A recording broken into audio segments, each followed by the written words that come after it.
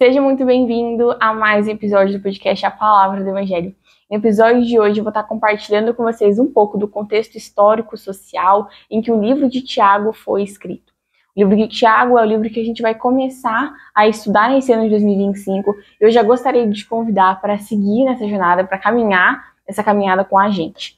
Bem, se você não me conhece, meu nome é Aimee. Criei esse podcast há aproximadamente quase 4 anos, vai fazer 4 anos esse ano, com a intenção de proclamar o Evangelho de Cristo e para te ajudar, você, cristão, na sua caminhada de fé. E hoje eu gostaria de convidar você, aproveitando, para seguir a gente na plataforma que você está escutando isso, seja Spotify, YouTube, Deezer, Prime, onde você estiver, siga a gente por aí e se puder avaliar o programa também, eu agradeço muito. Além disso, eu gostaria de te convidar para fazer parte do nosso canal de transmissão no WhatsApp. É por lá que eu compartilho com vocês resenhas, devocionais e principalmente guias de estudo bíblico. Então, se você é iniciante no estudo da Bíblia e quer se aprofundar cada vez mais na palavra de Deus, certamente o canal de transmissão é para você. Eu vou deixar o link dele aqui na descrição, é só você clicar, entrar e fazer parte de tudo isso. De fato, começando o episódio de hoje, eu gostaria de introduzir o livro, situando onde ele está na própria Bíblia, A Epístola de Tiago, a Carta de Tiago, ela antecede o livro de Hebreus, então ela vem antes do livro dos Hebreus e ela vem depois da Epístola de 1 Pedro, tá? Então é aí que ela se encontra. Ela foi escrita por qual dos Tiagos? Você sabia que existem 4 Tiagos que a Bíblia cita, que a Bíblia menciona? O primeiro Tiago que a gente pode mencionar é o filho de Zebedeu. Ele foi discípulo de Jesus e ele foi irmão de João, também discípulo de Jesus. E a gente encontra a citação bíblica que cita eles em Marcos, no capítulo 1, do versículo 19 ao 20. Tiago, filho de Zebedeu, ele foi morto aproximadamente em 44 depois de Cristo por Herodes Agripa. Isso também pode ser visto, pode ser checado em Atos 12, do 1 ao 2. O segundo Tiago que a Bíblia relata é Tiago, filho de Alfeu. Esse Tiago também era discípulo de Jesus. A gente pode encontrar essa citação, essa menção a ele em Mateus, no capítulo 10, do versículo 3. E o terceiro Tiago é o Tiago, meio-irmão de Jesus, que é quem escreve essa carta.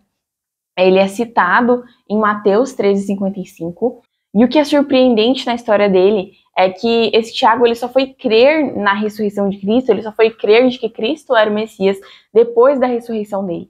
Então, ele era realmente meu irmão de Jesus, ele conviveu com Jesus, ele cresceu com Jesus, mas ele só foi crer de fato nele depois que Cristo havia ressuscitado. Este Tiago, ele foi pastor na igreja de Jerusalém, e ele morreu por volta de 62 depois de Cristo, apedrejado por ordem do sumo sacerdote Ananias. E o quarto Tiago, ele é pai de Judas, não Judas Iscariotes, outro Judas que também era discípulo. E a citação, a menção dele na Bíblia se encontra em Lucas, no capítulo 6, no versículo 16. Então, basicamente, o Tiago que escreveu a carta que a gente vai estudar aí neste ano foi o Tiago que era irmão de Jesus, pastor na igreja de Jerusalém. Essa carta dele foi escrita entre 45 e 50 depois de Cristo na cidade de Jerusalém. E qual que é o contexto dessa carta? Para quem, na verdade, Tiago estava escrevendo isso? Tiago estava escrevendo essa carta aos judeus. Ele vai deixar isso muito claro no primeiro versículo do primeiro capítulo. E esses judeus eles estavam dispersos em várias regiões do Império Romano, devido à diáspora judaica. A diáspora judaica ela consiste no processo de saída, de dispersão mesmo do povo judeu das suas áreas, da área em que eles residiam, que ali se encontra aproximadamente atualmente, entre Israel e a Palestina. Então eles saem, eles são dispersos dessas áreas e esse processo, esse fenômeno, ele aconteceu com a destruição do primeiro templo. Esse primeiro templo ele foi construído por Salomão. A gente vai encontrar Deus prometendo a Davi nos livros de 1 e 2 Samuel justamente isso, que ele ergueria o seu filho, o filho de Davi, ergueria o templo para Deus. E esse mesmo templo prometido por Deus e realmente construído por Salomão vai ser destruído posteriormente pelos babilônios em 586 a.C. Nesse processo, o templo é destruído e o povo de Israel é levado para o exílio babilônico. Isso se encontra em diversas referências, os profetas anunciam isso, eles proclamam a respeito do exílio babilônico. Em livros como Jeremias, Ezequiel, a gente pode encontrar referências a esse acontecimento.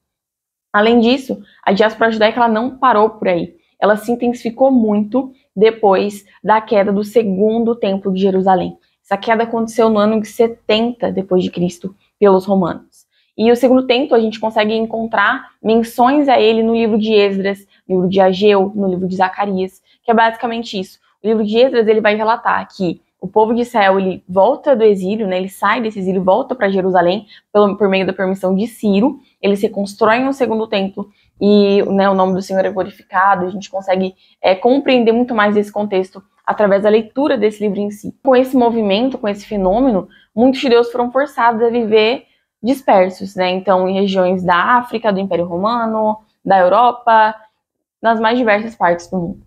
E, além disso, Tiago lhe destina seus livros aos judeus por conta de que eles faziam parte do contexto cristão da época. Muitos haviam ouvido o Evangelho de Cristo e se convertiam. Tanto que esse livro, né, desse livro de Tiago, ele antecedeu o primeiro concílio cristão que ocorreu em 51 depois de Cristo. Isso é relatado em Atos, do capítulo 15, do versículo 13 ao 18.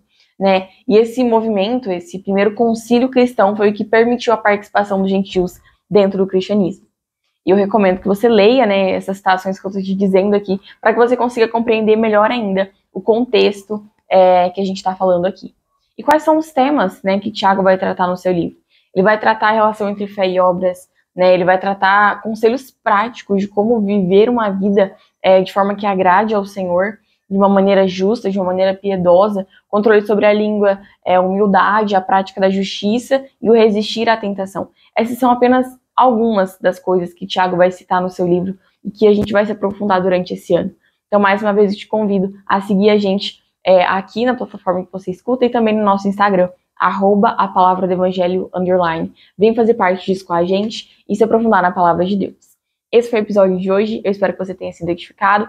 Se sim, compartilhe com mais alguém e eu te espero no próximo episódio. Até lá!